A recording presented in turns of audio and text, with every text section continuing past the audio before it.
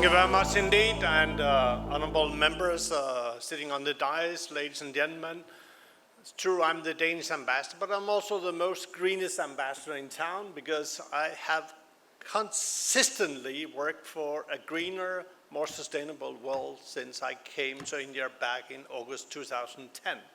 And I will never, ever be depressed about what India is doing. I think India is doing great, and I have to tell you that the success that we are doing with India when it comes to renewable is based on 3-4 assets. First and foremost, India has the scale. It goes without saying, 1.4 billion people. How do you transform 1 billion people into a green transition? That's not easy.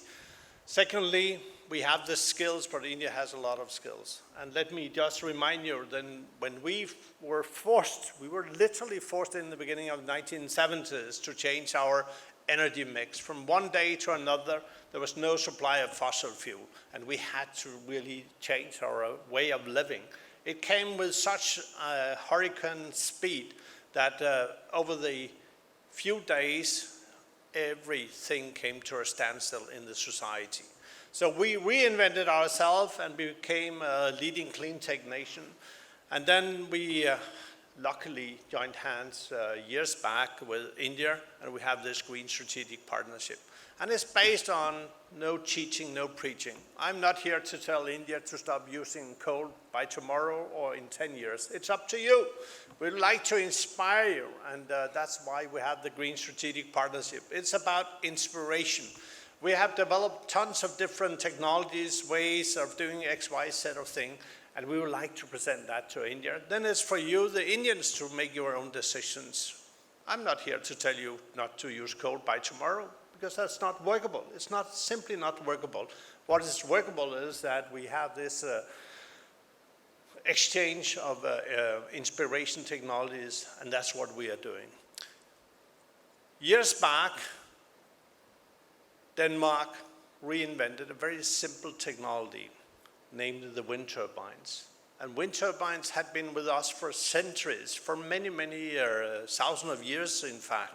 And then we decided to harness this force of Mother Earth. Wind is one of them, and you have plenty of sun here in India. And I'm pretty sure that as we go by, we will see a huge transformation of India. We know that the demand for energy, for power in India will, according to at least some calculation, will triple up to 2040. How can we do that? How can that be done without really breaking the society and leaving no one behind? That calls for an international action.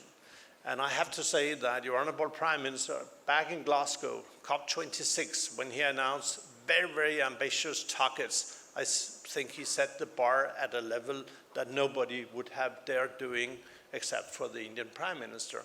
Not even the President of the US, not even the Prime Minister of Denmark, and so forth. So to transform this society takes a lot of courage, it takes a lot of political determination, and we find that here in India. Some weeks ago, I was in Ferozpur in Punjab. It was described to me as a backward area close to the Pakistani border. And when I came there, my eyes were almost falling out of my head because I saw a fantastic manufacturing unit of solar panels. 3-4 months old. They are going to expand the capacity 1 gigawatt per annum. Fully automated in the rural area, fully automated manufacturing unit next to a huge power plant that was burning stubbles from the farmers. There was a collection point, and all the farmers were collecting their stubbles, and it was then used for electricity production. Not perhaps the best idea, but it's a workable idea. It creates a lot of jobs locally, and the farmers get money and so forth. So the whole idea of what I'm telling you now is to secure that whatever we are doing, we have to keep it in a kind of holistic manner. There are social, economic structures that we have to cater in when we are developing a society towards green energy and energy transition. That goes without saying. We can't leave nobody behind. When we have this green strategic partnership with India, it's a framework. As I told you, it's not to tell you what to do here in India, it's about to inspire you.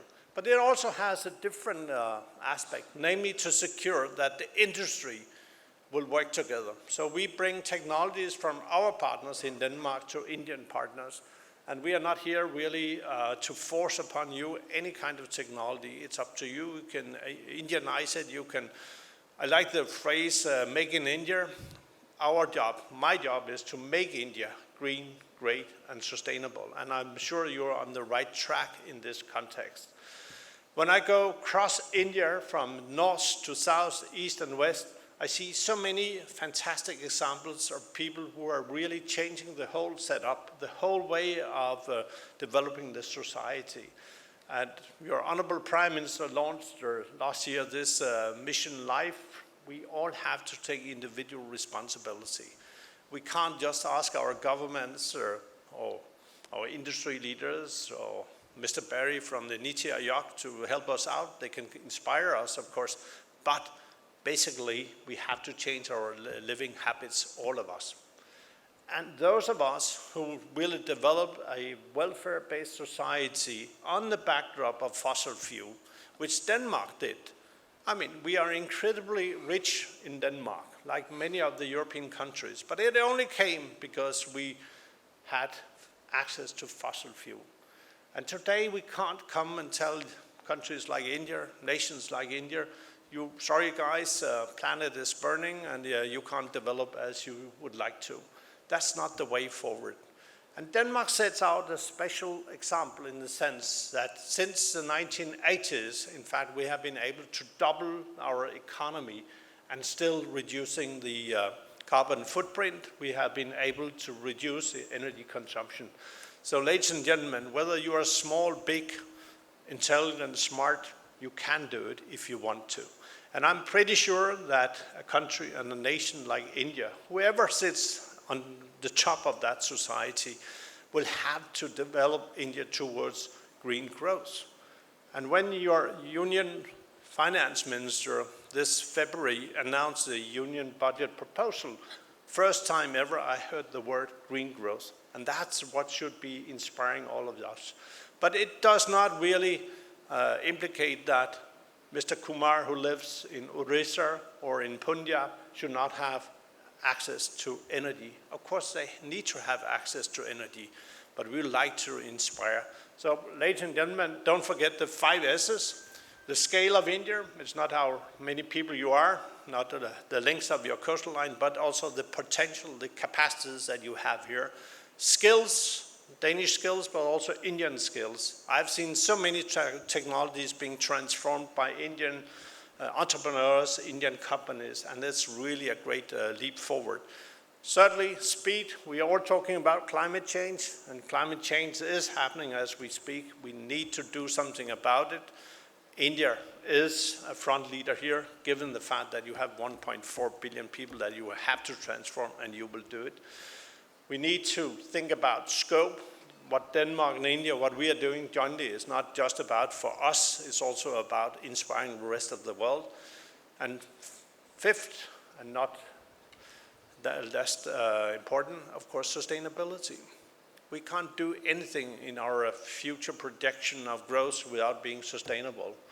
And I don't dare looking 5 years ahead when I see how fast India can transform.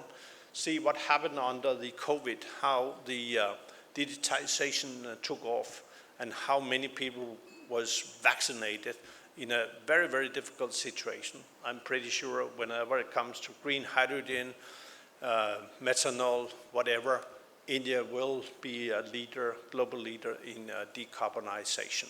And I do hope, and I'm pretty sure that when I grow older, then I will look back on my years in India and say, this was the center for the greening of the planet. It was here the recipe for saving our planet was conceived. It's here where tons of people, millions of people, billions of people were given a better, greener future. So let's keep up the hope. Don't be depressed. India is on the move, and we stand ready to help India in that trajectory.